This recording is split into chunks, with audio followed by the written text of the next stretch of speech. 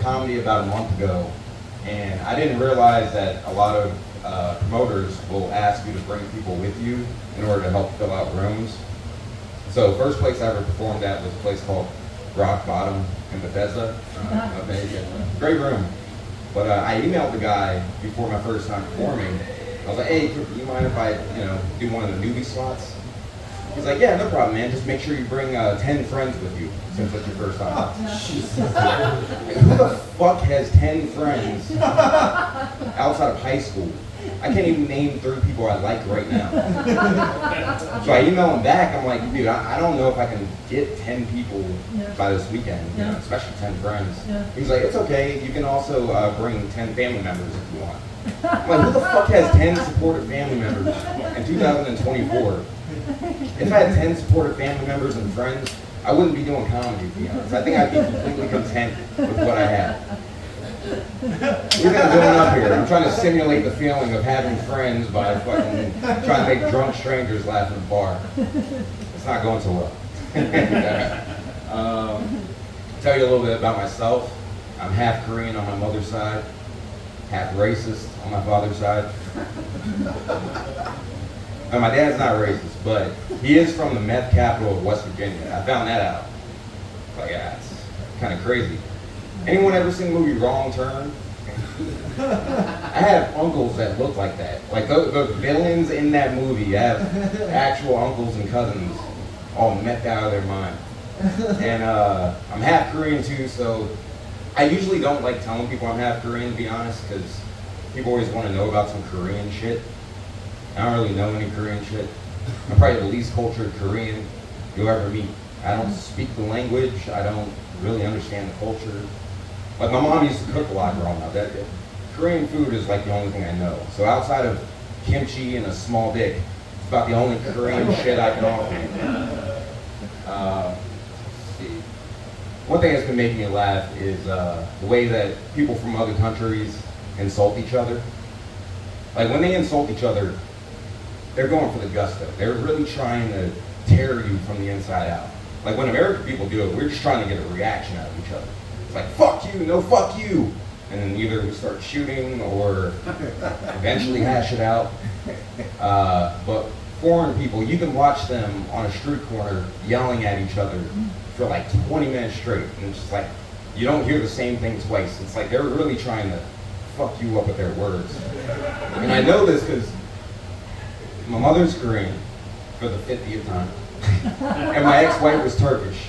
So I heard a lot of shit growing up, like, a lot of crazy.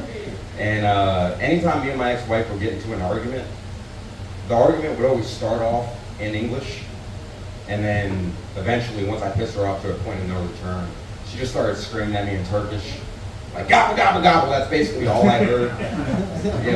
But there was one word that I always heard her say. It was amına koyayım. And I asked her one day, I was like, what the fuck does amına koyayım mean? She was like, it's whatever you want it to mean, you piece of shit. I'm like, all right, I'll Google it. So I Googled it, and yeah, pretty much exactly what you said. It's like up to your own interpretation. It's very complex, It's like, think of the worst thing that someone can say to you, plus your mother's pussy in front of you.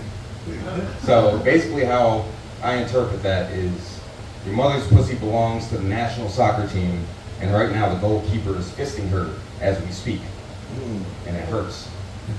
So we're divorced now. Alright, that was like That last one was a journey. That was so the word means it's just open-ended. That's pretty much. Okay, yeah. Maybe come up with a few interpretations, and a couple of those are real terse, short, and then you could do the long, drawn-out one, and it might pay off better. You know what I mean? Like a 1, 2, 3 type of thing. The bring 10 friends, that's outstanding. Is that a new joke, truly, or is that Which one was it? The bring 10 friends to a show? No, that's not it. I've like 3 times. No, so that's 3 times. That's It's a pretty crutch. good. Yeah. No, but it's such a great idea because we can all relate to that. You can lean into it and be like, that's everyone I work with. That's my entire department. You can be like, you could storm the fucking Capitol with 10 friends. In the right mindset. That's way too many people. And then you said you're half racist, so that means your dad's white, is that what you're saying? Yeah, very Yes.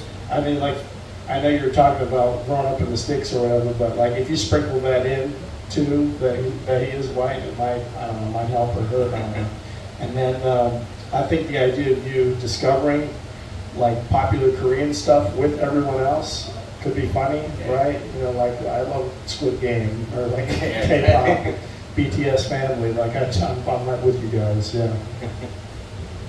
Yeah, man, I thought it was really good. I love the beginning with the place in wherever, yeah, the tent, because that's actually where I had to do my first comedy, and I had to beg like coworkers, and they were like, "Dude, I don't even like you." Like, but I'll come. Like, you're paying. Like, it's like I had to invite people. I didn't even. They don't even like me, but like, let's make a deal. Can I just buy 5 tickets? I paid them and they came. You know, something like that.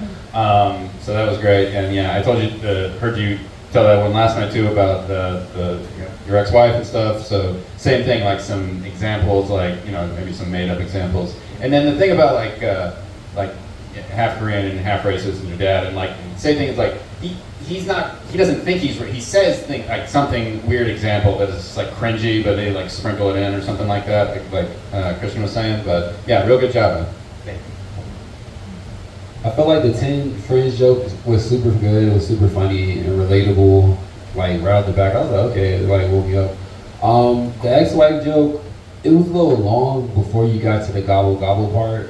But when you got there, like, where's you going with it? When you said gobble gobble, it made it funny for me. Because the first thing I thought of like South Park, and they show like the people mouths. So I really like that. For real, you can end it there if you wanted to, or if you did keep going with it, I would just have something shorter, like a shorter translation. But I thought the joke was kind of like done in gobble gobble. It was funny.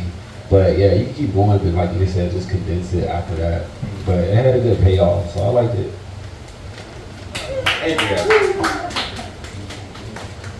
Thank you so much. So, on deck, we have Shane Cameron.